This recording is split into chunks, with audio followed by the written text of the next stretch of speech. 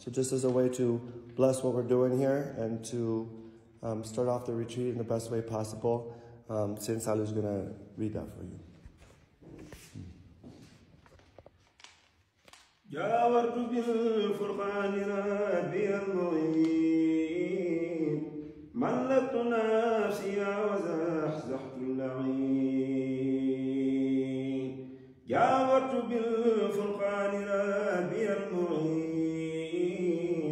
ملكت نفسي وزحزحت اللعين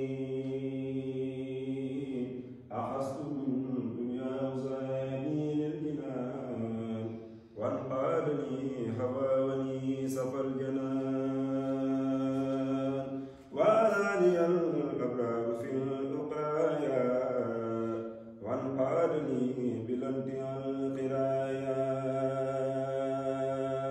رافقني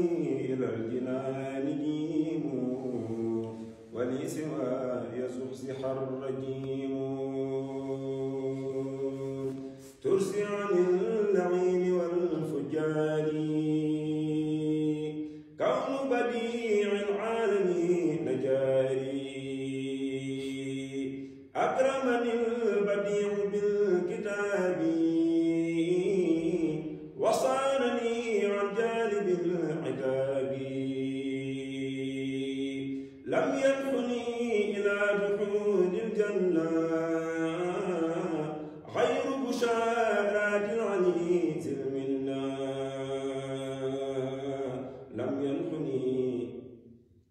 لم ينحني زجر ولا وعيد وعمري إلى الجنان عيد أخفاني سرا مصون الله حبا ولا إله إلا الله هداني الله وإن حبتي وقالني له بأنواع البديع برأني الخالق من سواه وقالني من لا يرى شواه كتاب ربي كان لي وكنت له ولله بي سكنت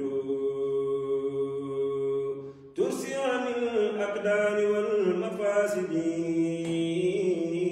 سلامتي من جانب الفاسد أكرمني الله بذكره وما لقدر ولي قاد له ما بحابي الله الكرام الغراء وببقائي النبي سرا هبات ذي الجلال والإكرام